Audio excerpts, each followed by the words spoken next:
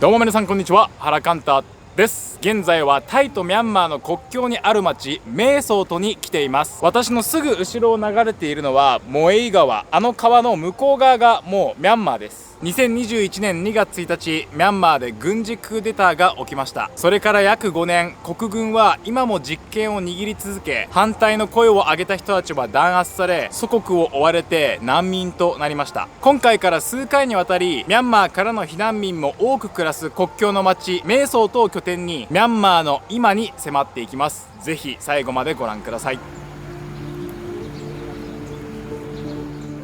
2021年2月1日、ミャンマー国軍がクーデターを実行しました。実質的な指導者であったアウン・サン・スー・チー氏や大統領を含む政府の主要メンバーを一斉に拘束し、国の全権を掌握したのです。直前の総選挙ではスー・チー氏率いる政党が圧勝していました。しかし国軍は選挙に不正があったと一方的に主張。選挙管理委員会がその主張を否定していたにもかかわらず、軍は力ずくで選挙結果を覆しました。これにより約10年間続いてきたミャンマーの民主化の流れは大きく後退し、国は再び軍の支配下へと戻ってしまいます。軍の独裁に対し市民は大規模な抗議活動で応じました。その中心となったのが CDM 市民不服従運動です。これは医師や教師、公務員などが軍事政権下では仕事をしないとして職場を放棄し、行政機能をストップさせることで抵抗しようとした非暴力の運動です。多くの市民が食や生活の糧を捨ててまで民主主義を守るために声を上げました。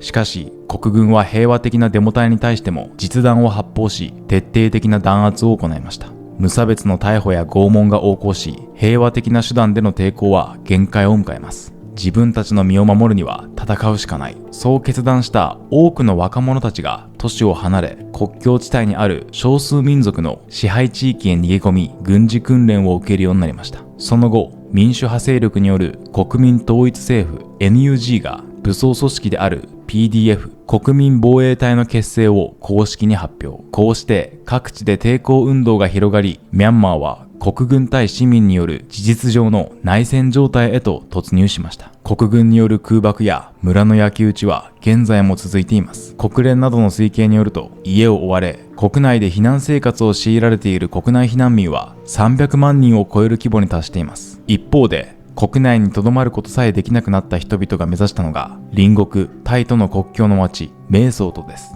メーソートはモエイ川を渡ればすぐに到達できる場所にあることから、これまでも戦闘が激化するたびに多くの人々が避難してきました。現在この町には国軍に追われる政治家、職場を放棄した CDM の参加者、クーデターに抗議する活動家や戦火を逃れた一般市民が身を寄せています。一見すると平穏に見えるこの国境の町は、今やミャンマーから逃れてきた人々の重要な避難所であり、民主化を諦めない人々の活動拠点にもなっているのです。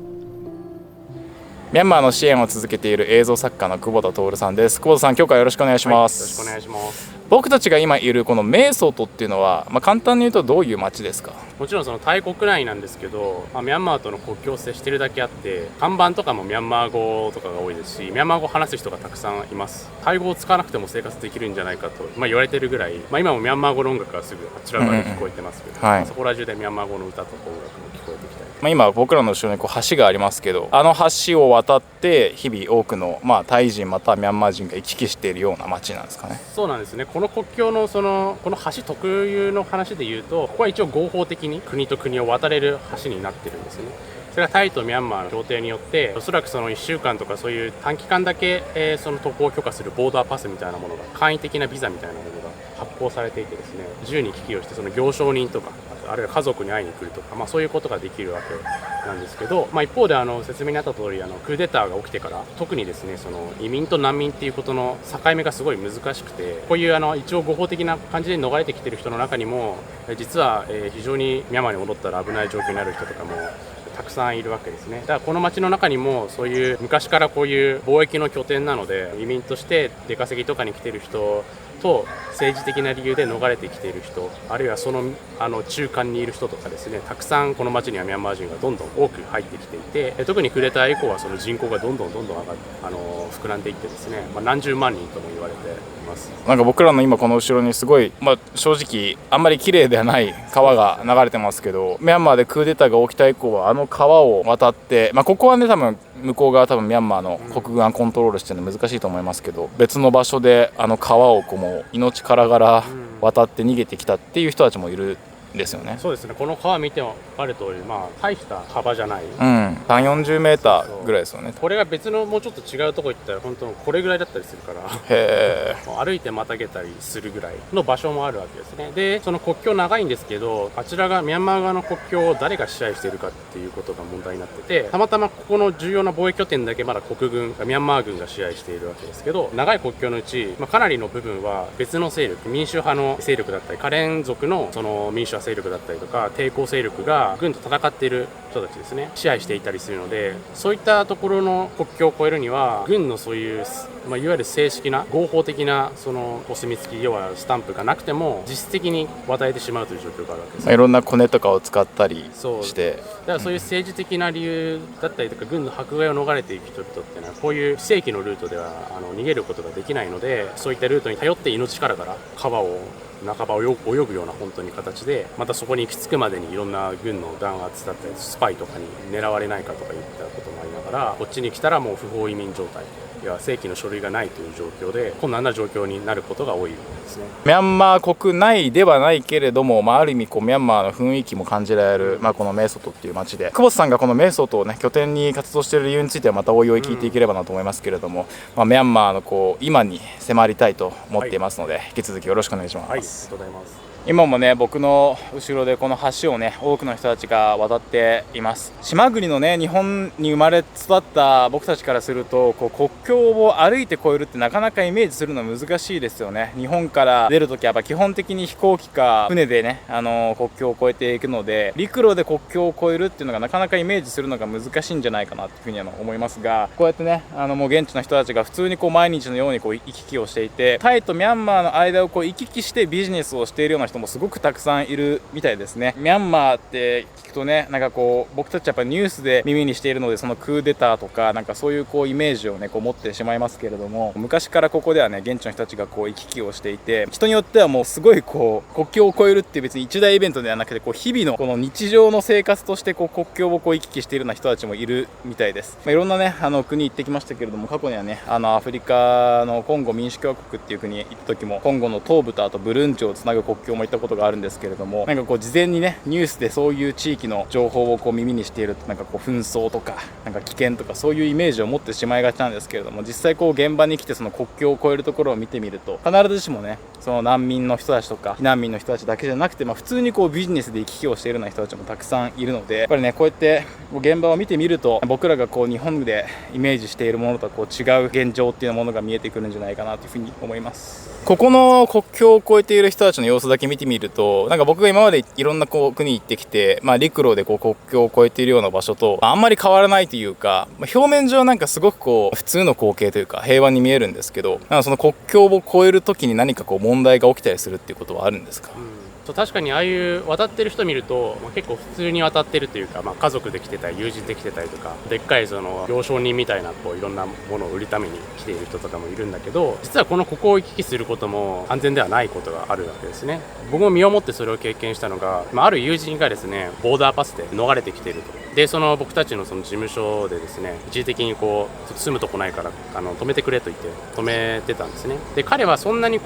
ヤンゴン出身の人で、クーデター以降にもう母国にいることが難しいと判断してこっちに来たわけですけど、そんなに政治活動を頻繁にしてたわけじゃなかったんです。要は自分の顔と名前出してすごいデモをしたりとか、そんなに大きな中心人物でもなかったし、ジャーナリストでもなかった。で、結構普通の機関工みたいなエンジニアだったんですけど、でボーダーパスなのでその2週間、彼の場合2週間ごとにこの橋を渡ってあちら側のミャンマーの入管に行って、もう一回そのボーダーパス更新してくださいでまた戻ってくるということをしてた。だから2週間ごとに行って帰ってくる。あちらがミャンマー国軍が支配しているので、一歩踏み入れたらその独裁国家ミャンマーなわけですね。で僕たちもその彼がそんなにこう狙われるような人ではないと思ってたから、なんかそれはそういうもんなんだと思ってたんですよ。で、いずれそれをやりながら彼はタイ側でちゃんとしたその滞在資格を入手して、タイでの暮らしをしていこうと、それを通じて今後もっと別のいい国に、まともな国に行こうということを考えていたと思うんですけど、そのある日2週間のボーダーパスの更新に行ってで帰ってこなくなっちゃったんですよ。でそれを見送りに行った友人がすごい心配して、で後に発覚したんですけど、彼はその逮捕されてしまったと。ボーダーパスの更新をした際にスマホの中身をチェックされて、でその SNS 上で軍の独裁に対して批判する投稿をしていたということがおそらく理由だとされているんですね。彼は禁錮結局、5年の判決を下されて、それだけでたったそれだけですね。でこれは、まだ1年ぐらい前の話ですけど、なのでこうごく普通に渡っているように見えても、いつそういうことが誰に降りかかるかわからない。彼みたいにそんなに政治的にアクティブだったとも思えない人でも、たった1個の投稿とか、あるいはその誰か知人でそういう人がいるとかですね、家族友人でそういう活動家がいるとかいうことで身代わりみたいな形で逮捕されることもあるし、一見平和に見えてもやはり一歩この国境を越えてしまうと、あちら側では何が起こるかわからない、そういう状況にいるわけですね。日本人からすると、状況は全然違うけれども、現在の政権に対して、SNS でちょっとこう批判的なことを書いたりとかしたら、それが見られたら捕まっちゃうみたいな、そういうことですよね。そうですね、今のそう首相でも高市さんでも石破さんでも、うんどちら側でも、何か言ったら捕まってしまうって、そんなことになってしまったら、とてもそんな国では生きていけないなと思いますし、常に監視の目があるっていうのをビクビクしながらいけることになりますからね。だからなんかそういう意味では今回のこの取材の難しさっていうのは、なんかこう表面上はすごく平和に見える、正直僕が今まで行ってきたこうコンゴ民主共和国とかウガンダとか、そういうこう貧困がもう目に見える地域に比べると、なかなかこう表面上は問題っていうのは目に見えにくいと思うんですよね、映像としては。でもやっぱその裏でこう抑圧された人たちがいるっていうところをいかにこう皆さんにもこうイメージしてもらうっていう、想像してもらうっていうところが大事だなと思いますね。そうだね。この街にいてもですね、結構銃撃の音とか爆弾が落ちる音とかっていうのが聞こえる時期があります。で1ヶ月ぐらい前もそういう時期があって、何個かのその国境の支店でこう銃撃、戦闘が起きていて、民主派勢力がその国軍の拠点を奪還するために、奪取するためにこう攻撃を仕掛けていたという時期もあったりして、またそれに対して軍がその空爆で応酬したりとか、そういう音が聞こえることもあって、そうなんですね。でそうするとやっぱここの橋もですね、たくさんいっぱい人が来ることなんですよ。要は普通のそのボーダーパスの移民のゲートですけど、それであちら側の村に、あちらがミャワリーっていうミャンマー側の町なんですけど、そこから明らかに人がもうバーって来ている時もありました。なのでさっき言ったようにこう移民と難民のその境目っていうのは非常に曖昧になっていて、普段は移民としてやってる人でも、もうこういうことになったら難民になっちゃうとか、もう村が安全じゃなくなっちゃうので、落ち着いたらやっぱあちらに自分のその家財とかがあるから戻ったりする人もいれば、そういった生活ともう切り離してもうタイで暮らすことにするっていう人もいれば、非常にそういう複雑な状況の中でみんな人が行き来してるっていうところですね。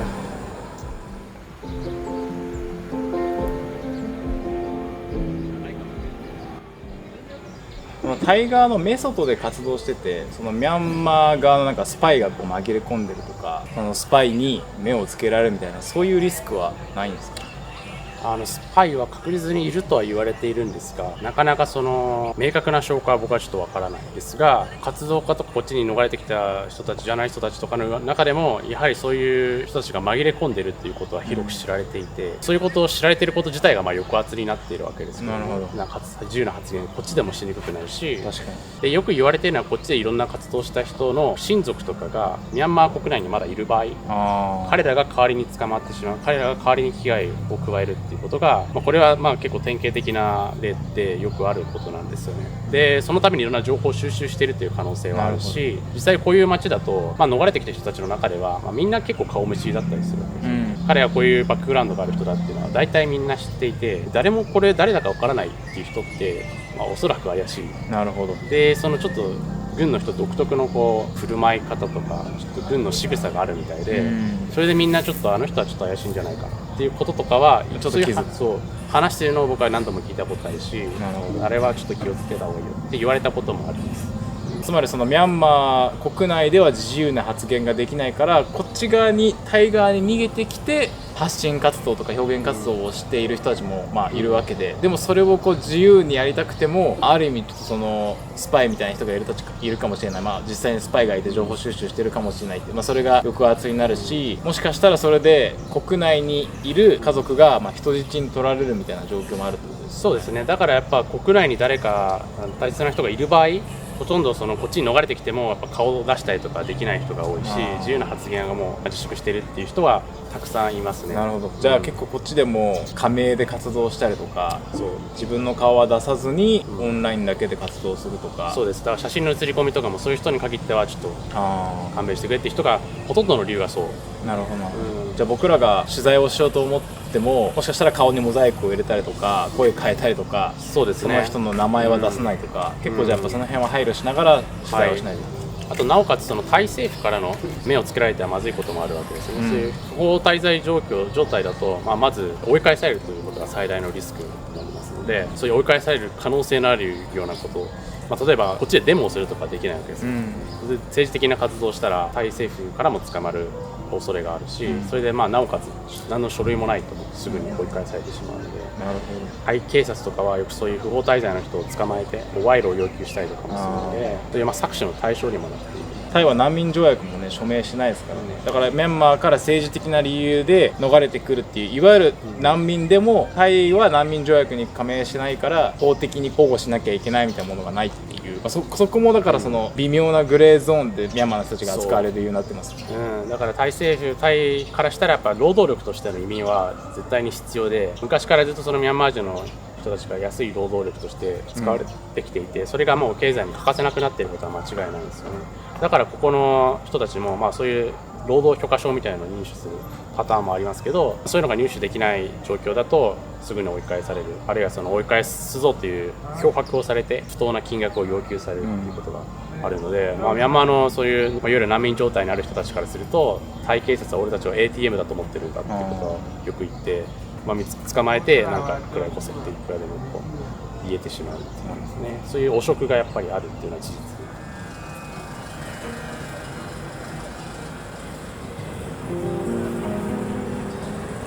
このマーケットはミャンマーの人たちがやってることが多い。そうですね。ミャンマーの人もタイの人も混じってタイ語を話してる人で、ミャンマー語も結構使われてる。話してる人がいる。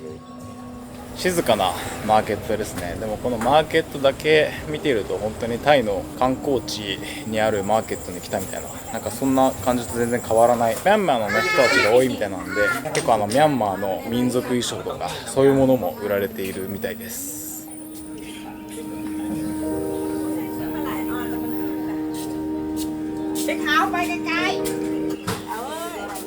ここのマーケットでお店出してる人たちっていうのはタイ人とミャンマー人両方いるって感じですか？そうですね。タイ生まれのミャンマー人もいるだろうし、両方話す人がいっぱいいます。なるほどなんだ。そのミャンマー側から国境を越えてこっち側にビジネスに来てるみたいな人たちもいるんですか？なんかこっちに卸しに来るみたいな。そういう人たちもいるから、そのミャンマーの名産のなんかお茶とかで。なるほどなるほど。そうするとやっぱりこの地域っていうのも昔からタイとミャンマーの間でのそのビジネスっていうのがやっぱずっともう盛んに行われている地域なんですね。これはもうかなり昔からそうみたいです。ミャンマー語とタイ語が飛び交ってる。なるほどなるほど。確かになんか顔にタナカ塗ってる人もいて、そういうのはやっぱミャンマーの人たち。お城絵みたいなやつ塗ってるミャンマー人が多いですね。なるほど。これがタナカ。これミャンマーの人たちの化粧お化粧日焼け止め。日焼け止めもなる。木なんですね、タナカって元は。これをパウダー状にして塗るの。なるほどなるほど。いろんな種類が。これミャンマー語。ティン。ここのお店やってるおばちゃんはタイ人レディボーイ。レディボーイ。タイのレディボーイ。そうなんですね。でもこれミャンマー語で書いてある。これブランド名だけど。なるほどな。ミャンマー語とタイ語ちょっと似てますよね。いや全然違うよ。全然違う。だから文字自体は文字も全然違う。全然違うし、発音、言葉、文法も全然違う。そうなんだ。なんかもう超素人からするとなんかこうどっちがどっちか。でもミャンマー語の文字の方がなんか丸っこい。丸っこい。僕ミャンマー語は多少ちょっとわかるんだけど、タイ語は全然わかんなくて。なるほど。で言葉のやっぱあれが違うから、ルーツも違う。語形がもともと全然違うんですね。はい、ラオス語みたいなのと多分ビルマ語はどっちかというとなんかシナチベット語族みたいな感じでルーツが違う。あ、そうなんだ。文字で言うとなんかタイ語とミャンマー語、ここにあるやつもこれはタイ語、これミャンマー語。これミャンマー語か。ミャンマー文字。ミャンマー語そうそっかそっかそっか。なるほどなるほど。今このおばちゃんが田中について説明してくれてます。TikTok？ TikTok。พิมพ์ผ้านาคา これでもいいのかな。อันนี้เป็นแบบซันบล็อก サンブロック。ซันบล็อกนี่เซมนี่ How much? 20 บาท OK。 20バーツ。今だいたい1バーツが 4.5 円。いやもう5に行こうとしてる。えー1バーツ5円に行こうとしてる。ああ、なるほど。そうするとまあだいたい100円ぐらい。ครีมผสมกับธนาคาร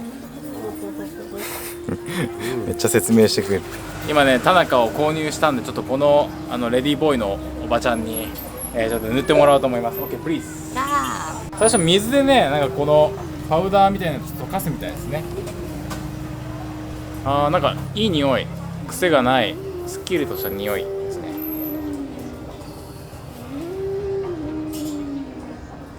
なんか塗り心地も悪くない、なんかね嫌な感じあんましなくて、結構すっきりしてる感じ、さらっとしてる。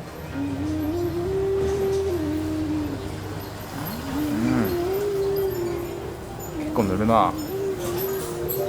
โอเค OK、This is for sun protection。 yes あー、これやっぱ日焼け止めにもなるらしいです。なんかあんまり強くない。なんかあんまり効かない。あんまり効かない。そうなんだ。まあまあまあ、なんかやっぱ化学系に比べると強くないのかな。でもなんか、伝統的なね。思ったよりもなんか嫌な感じないというか、すっきりしててさらっとしてますね。あー、なんかでもちょっとひんやりしてて気持ちいい。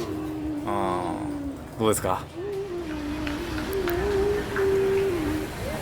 今ね、僕の後ろにこう長い店の列みたいなのが見えるかなと思うんですけれども、あっち側ではお酒とかタバコとか、免税品がこう販売してるみたいで、主にミャンマーの人たちがね、あそこをやっているみたいです。顔に僕と同じこの田中を塗っている人たちがすごく多いんで、主にねミャンマーの人たちが販売してるみたいなんですけれども、あそこにいる人たちっていうのはこう橋を越えてこう、なんていうんですかね、正規のこうルートで入ってきてるっていうよりかは、川を越えて船でやってきてる人たちがなんか多いみたいなんですね。で、夜になるとこう戻る人たちが多くて、正規のこうルートで入ってきてるわけではないので、柵を越えてこっち側にこう入ってくることはできないみたいです。ただ一応タイのなんですか、そういうこうお酒とかタバコとか売りに来ているのが大きな目的らしいので、夜になると買えるらしいんですけれども、一応タイの合意の上でなんかそういうことをしているみたいなんで、なんかちょっとなんかね、やっぱ日本人の感覚からするとちょっとなかなか想像が難しいですよね。現地の人たちからしたら多分すごいこうナチュラルに普段からずっとやってることだと思うんですけれども、なんかその辺のある意味ちょっとこうグレーな部分、こう綺麗に全部こういうルートで入ってこういうこうスタンプを押してとか、こういう許可証があってとかっていうよりか、ちょっとこうグレーな部分もある中でビジネスをやっているミャンマーの人たちもいるみたいですね。ああいう場所でお酒とかタバコとか買いに来る人っていうのは、やっぱこっち側で販売してるってことはやっぱタイの人たちが買いに来る。こっちにいるミャンマー人もタイ人も買いに来るかな。こっちにいるミャンマー人でミャンマーのものが恋しくなった人とかね。ああ、なるほど。じゃあミャンマー産のお酒とかもそう、ミャンマ売ってる。ー産のお酒もあるよ。ちゃんとしたものが販売されてるんですかね、こういう場所で。なんかイメージ的にこういう場所で売られてるやつってなんかこう中身が違うんじゃないかとか。ちょっと不安ですよね。人によっては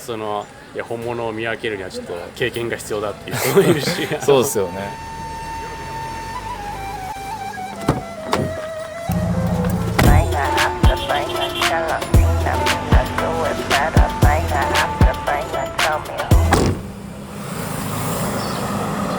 かわいいクマさんですね。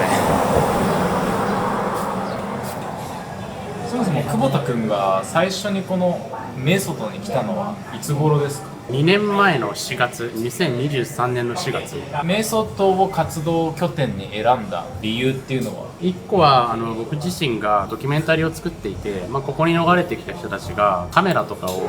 いわゆる武器にしてどうやってこう抵抗しているのかっていうのをドキュメンタリーの物語として伝えるっていうのをちょっとやっていて、で、なおかつですね、そういう人たちがカメラを使ってこう映像を撮ったりするっていうののサポートをするプロジェクト、ドキュアッタンっていうのを始めていまして、拠点を1年半ぐらい前から作ったんですね。そこでカメラをたくさん無償で誰でも使えるようにこうレンタルをしつつ、編集とかの機材を提供しながらトレーニングとか映像編集とかジャーナリズムとかそういうのを教えるっていうプロジェクトをしているんですね。そうすることで表現の自由を奪われた人たちがいかにしてこう制作を続けて起きていることを伝えられるかっていうことの支援をしているっていうのが。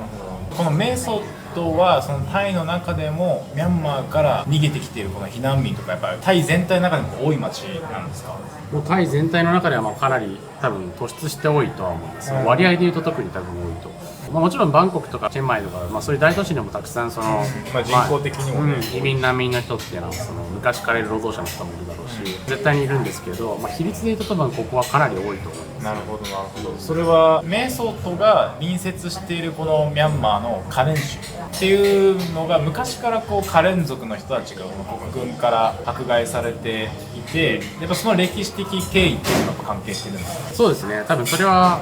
いろんな地形とかの問題もあると思うけど、確かにこのタイと国境を接しているカレン州にはカレン族がいて、もちろんタイにもカレン族がいるんですけど、中でもミャンマー側のカレン族っていうのはずっと国軍から弾圧されて抵抗するためのその基盤があったんですよ。その武装勢力がいて、で実は世界で一番長く続いている内戦っていうのはミャンマーのそのカレン内戦だとされていて、ミャンマーが独立した1948年からずっとカレン族っていうのはミャンマー軍に抵抗してきたんですね。でクーデターが起きてから多数派であるビルマ族とか大都市で暮らしていた普通の、これまでは平和に暮らしていた若者たちも弾圧されて、逃げてくるときにそういうカレン州とかを通るときには、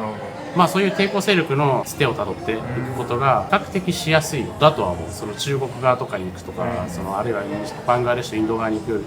べたら大都市の人からしたらルートがもともとじゃあその国軍に抵抗していたっていうそのカレン族の基盤があったからこそ、クーデターが起きた後に反国軍で活動してる人たちもやっぱここの基盤をうまく使うことでこっちに逃げてきやすかったみたいなところが、メソッドが避難民が多い、そうですね、理由になっている。若者の中には武器を取った人たちもいて、彼らが民主派の武装勢力のPDF って言われる国民防衛隊って訳されたりするんだけど、彼らはそのカレン族の下でトレーニングを受けたりとかしてですね、もちろん他の地域にもいろんな散らばってトレーニングを受けて、カチン州にいるシャン州にいる人もラカイン州で訓練を受けてる人もいるんですけど、中でやっぱカレン州でトレーニングを受けた人が結構多かったんですね。でこれは2021年じゃなくて、その1988年にも同じようなことが起きていて、その時にも同じようなことが実はあったりして、88世代って言われている人たちもこのメソッドで長く住んでる人たちもいるんですよ。なるほどだから世代にわたってその抵抗運動っていうのがあって、そのために弾圧されてこのメソッドに逃れてきてるっていう、そのレイヤーになっているという地層になっている、そういう年代ごとにこっちに逃れてきた人たちがいるっていう。じゃあ歴史的にもそのミャンマーのその国軍に抵抗していた人たちのある意味基盤がメソッドにはあるっていうことですね。そうですね。なるほど。やっぱり今回の取材の難しいというか、チャレンジングな場所が、さっきもちょっと軽く触れたんですけど、表面上はねすごく落ち着いているように見えるし、今も僕たちちょっとちょっと涼みつつちょっと打ち合わせをするために今ねおしゃれなカフェで打ち合わせしてるんですけど、このカフェもね外国人の旅行客の方がちょっと休憩に使ってたりとか、現地の方がパソコン使って作業したりとかで、今もコーヒーもね僕カフェラテ飲んでるんですけど、タイのコーヒーめちゃくちゃ美味しくて、多分ここだけ見てるとやっぱすごいなんていうんですかね、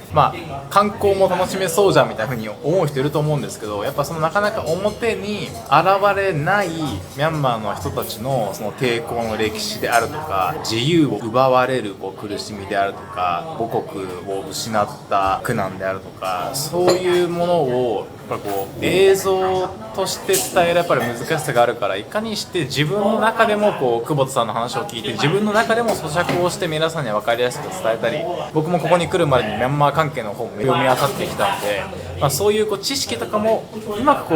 混ぜ合わせながら一緒に皆さんと考えていきたいなというふうに思ってます。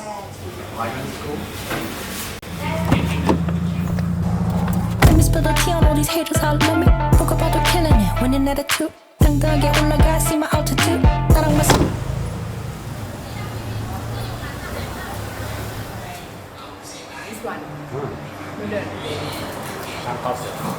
お昼ご飯を食べにですね、現地のレストランに来ました。ここはシャン料理が食べられるレストラン。そう、シャン民族の料理であるシャン料理が食べられる。シャン民族っていうのはミャンマーの、そう、ミャンマーのミャンマーとタイ、中国にまたがって暮らしている少数民族で、どういうものが食べられるのか聞くところによると中華にちょっと近いような。そう、ちょっと北だし中国との国境もあることが、またいでることもあって、ミャンマー料理にしてはさっぱりめ、日本人とかもすごい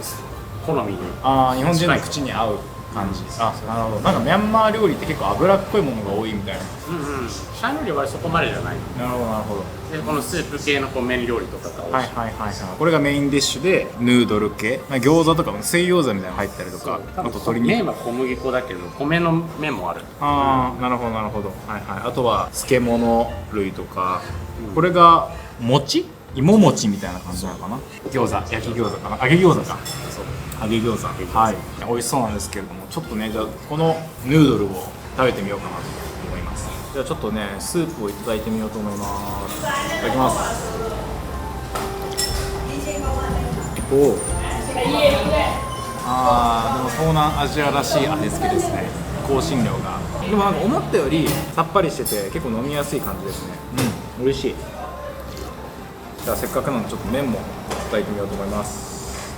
なんかちょっと細長いうどんみたいな感じかな、見た目は。いただきます。美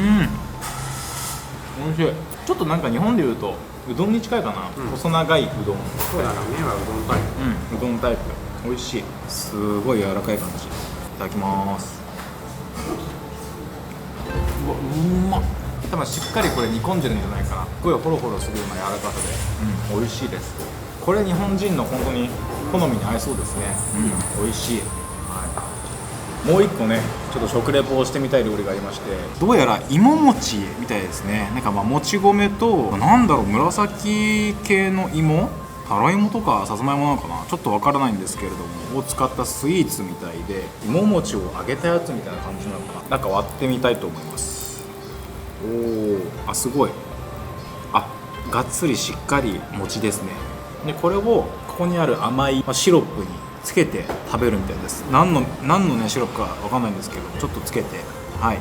ただきます。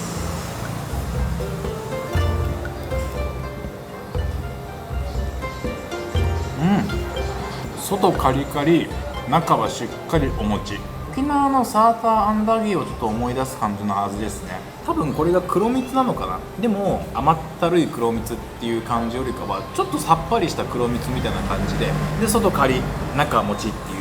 あ、これは美味しいですね。美味しいけど多分毎日食べたらかなり太りそうな、そんな感じのスイーツです。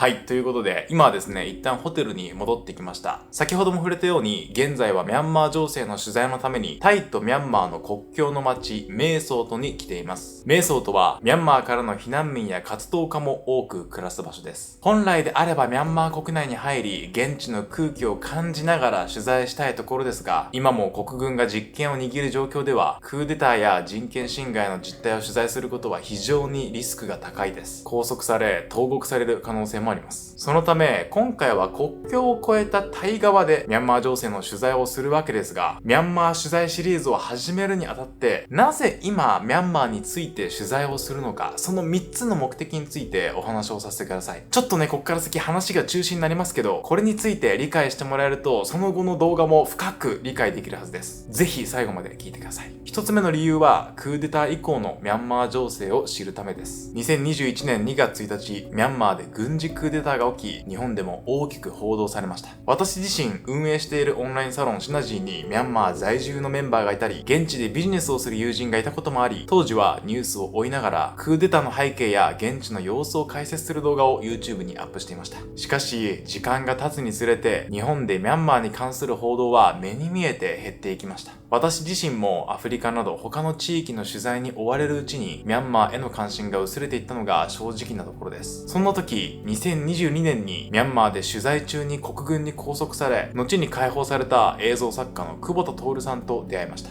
久保田さんは私の1個下ですけれども、同世代で同じように現場を伝える仕事に情熱を持って取り組む彼の姿に強く刺激を受けたことを覚えています。久保田さんは過去に一度国軍に拘束されたこともあり、現在はミャンマーに入ることができません。しかし、ミャンマー国内に入れない状況の中でも、タイ、メーソートを拠点にミャンマーの人々の声を映像で世界に届け続けています。そんな彼から一緒に現場を見てほしいと誘われたことが、今回の取材を決意する大きなきっかけになりました。ました。2026年でクーデターから5年が経ちます。あの出来事を過去のニュースとして風化させず、今この瞬間も続くミャンマーの現実を伝え、日本社会の関心をもう一度高めたい。それが一つ目の目的です。二つ目の目的は、抑圧の中で声を上げる人々に迫るためです。日本では言論の自由が保障され、私も YouTube を通して自由に発信することができます。しかし、ミャンマーではクーデター以降、国軍による弾圧が続き、政権に反対する言葉を発すること自体が命がけの行為になりました。ジャーナリストや映像作家が拘束され、表現者たちが故郷を追われていく。それが今のミャンマーの現実です。それでも国境の街、メーソートなど比較的安全な場所から映像や文章を通じて自由を取り戻すための声を上げ続けている人たちがいます。彼らの多くは家族と引き離されたり、故郷に戻れなくなったりした後も自由を失った祖国のために活動を続けています。そしてその取り組みを陰で支えているのが同じく現場に立ち続けている久保田徹さんのような人たちです。抑圧の中で声を上げることの苦しさ、それでもなお発信し続けることの意味、言論の自由がある国に生きる私たち日本人にとっても、その姿勢は多くの示唆を与えてくれるはずです。自由とは何か、声を上げるとはどういうことなのか、その本質を今回の取材を通じて見つめ直したいと思っています。3つ目の目的は、映像で社会を変えるということの意味を考えるためです。同世代の映像作家、久保田徹さんと行動を共にし、映像で社会を変えるとは何かを改めて考えてみたいと思っています。久保田さんは私より1歳年下です。学生時代からロヒンギャ問題を取材し、卒業後はフリーランスの映像作家としてミャンマーの現場を取材してきました。彼の作品は NHK の BS スペシャルでも放送されています。同じ伝えるという軸を持ちながらも、彼のアプローチは私とは少し違います。より深く、より長く現場に入り込み、時間をかけてそこに生きる人々の声を掘り起こしていく。そんな姿勢に私は強く惹かれています。日々動画を作り続ける中で立ち止まって自分の仕事の意味を見つめ直す時間はなかなか取れません。だからこそ今回の取材では彼と対話を重ねながら、ジャーナリズムとは何か、映像の力で社会をどう動かせるのか、こういったことについてじっくり考えてみたいと思います。このテーマについてはすぐに YouTube で発信することは難しいかもしれません。ただそこで感じたこと、考えたことを自分の中で丁寧に咀嚼し、改めて今後の動画などを通じて皆さんにも共有できればと思います。なお、私が運営するオンラインサロンシナジーでは久保田徹さんとの対談イベントを何度か開催しています。ミャンマー情勢に関心のある方はもちろん、伝えること、社会を変えることについて考えてみたい方、ぜひこの機会にオンラインサロンシナジーにご入会ください。久保田徹さんとの対談の様子はアーカイブに残っていますので、後からでも視聴可能です。次回以降、さらに深くミャンマーについて理解できる動画をアップしていきますので、まだチャンネル登録お済みでない方、ぜひこれを機会にチャンネル登録よろしくお願いいたします。感想もコメント欄で聞かせてください。ということで、今回も最後までご視聴くださりありがとうございました。また次回の動画でお会いしましょう。